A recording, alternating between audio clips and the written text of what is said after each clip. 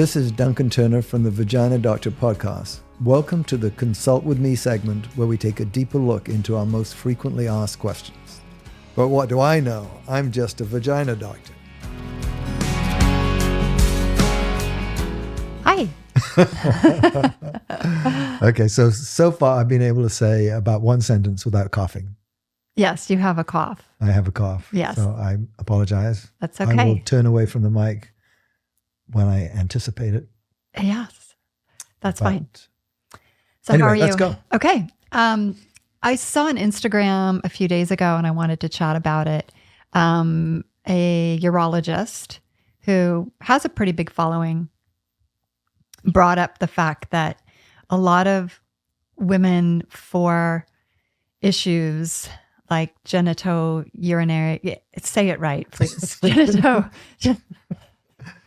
Genitourinary syndrome and menopause. Yes, thank you.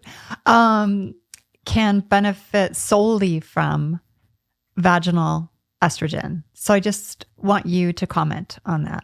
Yes, that's absolutely right. The problem of genitourinary syndrome and menopause is because of low estrogen in that area. And even people that are on systemic hormone replacement therapy don't have the blood levels or the cellular levels of estrogen that's necessary to protect the pelvis.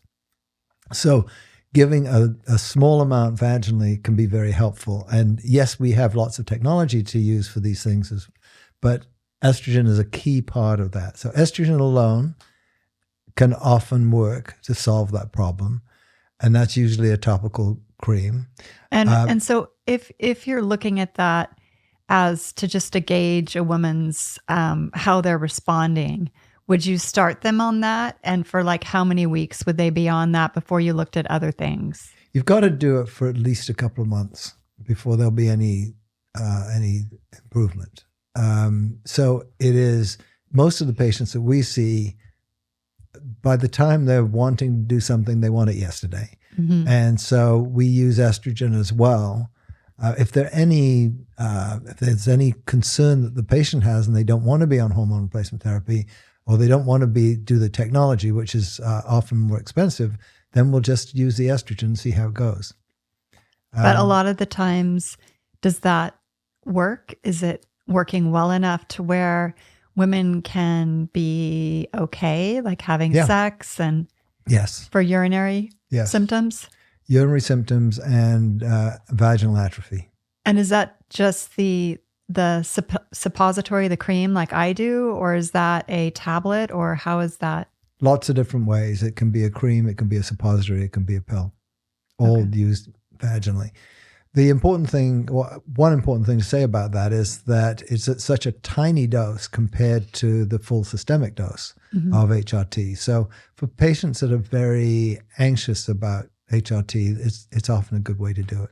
And these are, and certainly patients who have a contraindication to HRT, such as those with estrogen or progesterone responsive breast cancer, we can use vaginal estrogen or vaginal DHEA, which gets converted to estrogen in the mucosal cells.